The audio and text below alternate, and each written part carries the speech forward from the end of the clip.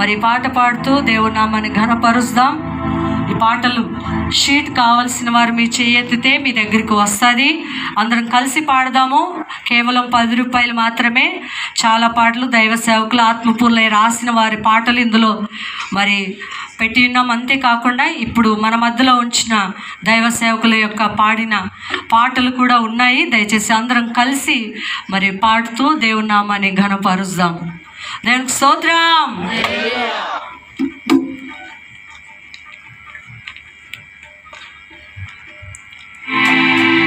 స్తుతి చేయుచున్నాం